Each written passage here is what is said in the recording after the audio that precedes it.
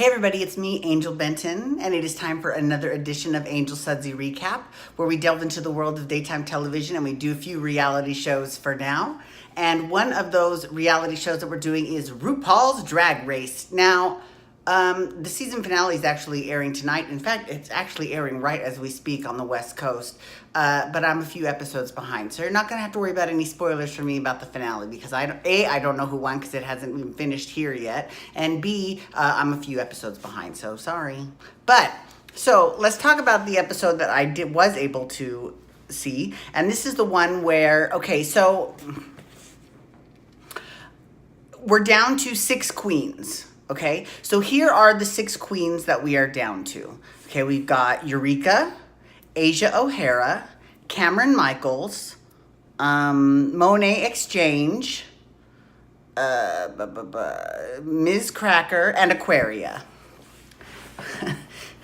So, you know, last week they had this the share Rusical, right? And people were, you know, I thought Miss Cracker actually did fine in that, but they didn't like her, but I thought the judges didn't like her, but I thought she was fine. But everyone else I kind of agreed with. That was the only thing I really sort of disagreed with the judges on. I actually agreed with the judges on every single one of their critiques of everyone involved. So, okay. This week, so they had to make a video or a film or a movie or something, right? They were doing some there's a show, BreastWorld, that's what it was. They had a show, you know, instead of Westworld, they did a show called BreastWorld. Now, here's the thing. RuPaul loves him some HBO dramas because remember All Stars 3 when it was all about Handmaid's Tale? Which it really wasn't. So that's kind of weird. But in terms of this season, he's all about Westworld. Now, again, never seen a single episode of Westworld. So I have no idea. Is it set in some sort of dystopian future with robots as people? I'm assuming so. Because that's kind of what their plot was. And so they had to divvy up the parts. Now, because Aquaria had won last week's challenge, and she was a little bit afraid of not coming off as congenial enough. She's not winning Miss Congeniality, but she doesn't want to be such a bitch that she, you know, gets voted out of the competition. And you know what? In all fairness, that's very smart. Now, okay, having said that, this aired they taped this before All Stars 3 finale aired. So I don't know if they know about RuPaul's twist to make it RuPaul's best friend race. So I don't know. And I don't think he's doing that this season. But still, you never know, right? Because anything to get Shangela screwed out of the crown, right? Okay, whatever. Anyways, moving on. So he thought I need to be nicer, right? So he decided I'm going to divvy out all of the parts I'm going to see whoever wants what part and then we'll just do it that way. So what was hilarious was that he ended up with someone with the least amount of lines. But you know what? That bitch I got to give Aquaria a shit ton of credit because he took that part and he ran with it. Like, even though and that's, okay, so when I worked at Disneyland, I was in this parade called Parade of the Stars, and there wasn't that many male dancing spots in that parade, which is fine, right? So they gave, they had 2 male dancing spots, which were flowers, and they didn't give either one of them to me. But they gave me 5-day prima ballerina hippo. And I took that card and I was like, you know what? I will make this the fiercest dancing spot you have ever seen. And sure enough, I swear to God, I was giving you fouette turns in a big old hippo costume all the way down Main Street every single day, every single loop. Bam, bam, bam. Yes, honey, that is exactly how you do it. So that's what you do. You take a part that people don't expect, and then that's when you can have the most fun with it. That's when you can really get it with that. So major props to Aquaria for that. So Miz Cracker went the opposite end of the spectrum. She picked the character with the most lines. And, you know,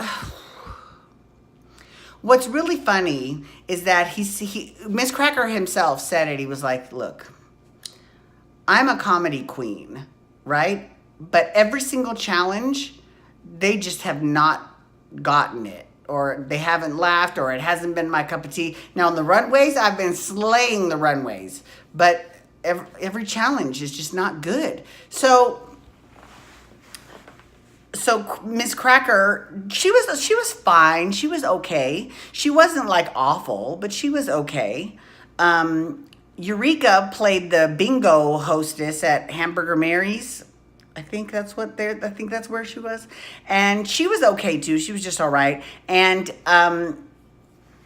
Monet X Change and Kameron Michaels. So they're the ones who stumbled into BreastWorld. The Monet X Change was all about it. And Kameron Michaels was like, oh my God, these people are gay. And they're like, and then next thing you know, Parasailing, which is actually kind of funny because it took place on sort of like a beach type resort, and someone who's parasailing. It was cute. And she was now she didn't do a Sarah Palin impression, but you know what? Asia O'Hara still did a really good job because she was a completely different character, and that was fine. She did a really good job with it. So the bottom two were Kameron Michaels and Eureka. Now here's the thing. On the runway, they had to do this. Look, white hair, old granny realness, or whatever it was. It was something like that, right? That's what they were serving, right? So Kameron Michaels comes out, and he is got like wrinkles and not like fake wrinkles that you draw on like we used to do at Disney, but like actual like prosthetic wrinkles, and he was actually hilarious. And Eureka sort of looked like, who did she look like? She was giving me like someone from Harry Potter. Like she had like on this elegant coat, but she didn't look old. She just looked like she had gray hair. And then there was Miz Cracker, looked like exactly like Miranda Priestly. She was totally giving me Miranda Priestly. Asia O'Hara and Monet X Change. Monet X Change had these big old long titties that were just, it was really comical. And she had this like a Walker, no, not Walker, but IV drip. That's what she had. She had an IV drip. It was really cute. It was actually really cute. It was really funny. Okay, so anyways, at the end of their runway, they had to lip sync for their life. And both Eureka and Kameron Michaels fucking turned that shit out.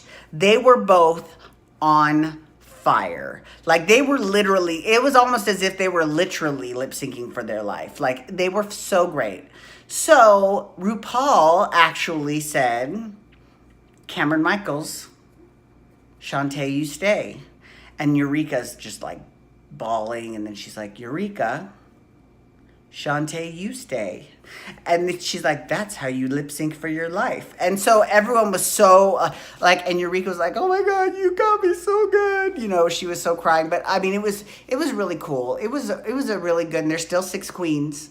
So I can't wait to see who wins. I'm really excited about that. So anyways, just thought I would let you know what's going on with Drag Race. So so anyways, thank you so much for logging on today. I do appreciate it. You can follow me on Twitter, Instagram, and Snapchat at Angel Benton, and you can hashtag Drag Race or RPDR to talk about RuPaul's Drag Race, or you can also hashtag Days to talk Days of Our Lives. I'm doing that next. Excuse me. And you can hit subscribe on that YouTube, on my YouTube channel to get my YouTube videos sent to your email inbox every single day. You can give this video a thumbs up because then it makes me happy. And while you're there, you can look around my YouTube channel for my Storytime with Angel Benton series, episode 3, coming up in Japanese. All right, thanks for logging on today. Have a wonderful day. Peace out. Wubba, wubba, wubba.